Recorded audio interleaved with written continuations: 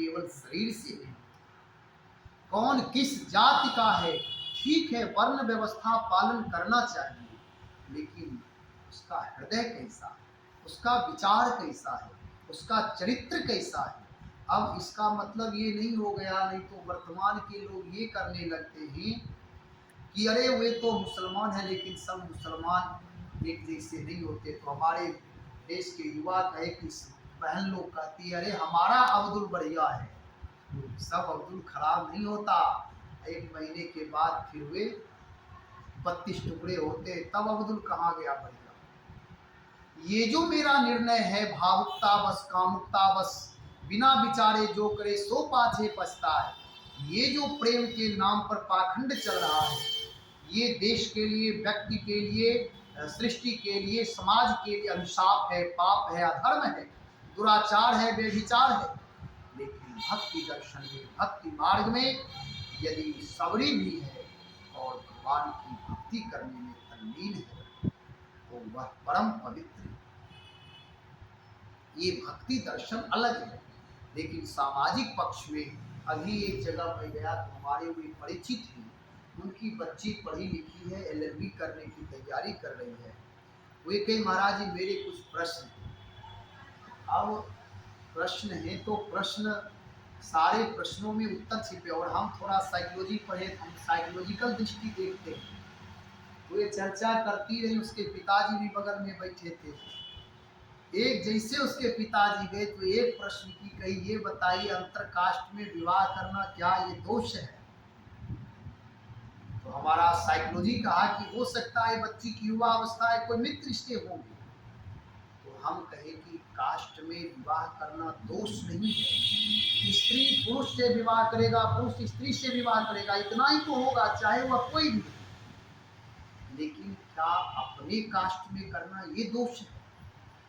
अगर ये दोष है तो अंतर कास्ट में हो जाएगा, वे सद्धर्म हो जाएगा। अगर अपने कास्ट में विवाह करना अधर्म हो रहा है तो अदर कास्ट में धर्म हो जाए तो कर ले, हम इस पर नहीं जाएंगे। लेकिन पहले प्रश्न ये है, एक व्यक्ति से कहा कि आप यदि हमारे पास ये समर्थता है कि हम इस नदी में दूध की धारा बहा दें, वे व्यक्ति का दूध की धारा बहा देते, व्यक्ति का दूध की धारा बहा देंगे। आप यदि नदी पहले खाली कर दीजिए तो दूध की धारा बहा देंगे।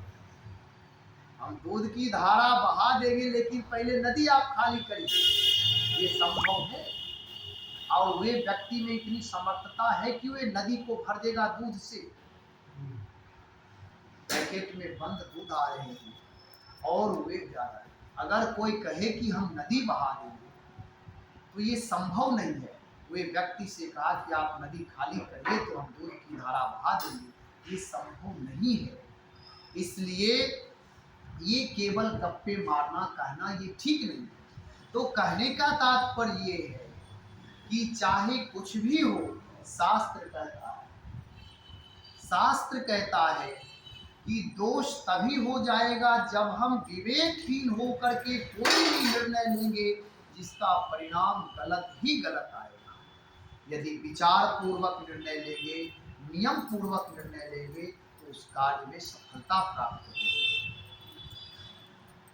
कहने का तात्पर्य ये है कि हमारा आपका जीवन यदि भक्ति से युक्त है, शरणापन्न है, शरणागति से युक्त है, तो हम आप सफल हैं, जीवन की सार्थकता है। और यदि भक्ति छोड़ करके हम जो भी क्रिया करेंगे वहाँ निरर्थकता ही निरर्थकता है। मैं ये कह रहा था कि भगवत भक्ति करने से हमारा आपका हृदय निर्मल पवित्र हो जाता है और फिर हम आप जो भी क्रिया करेंगे वह परम पवित्र ही माना जाएगा।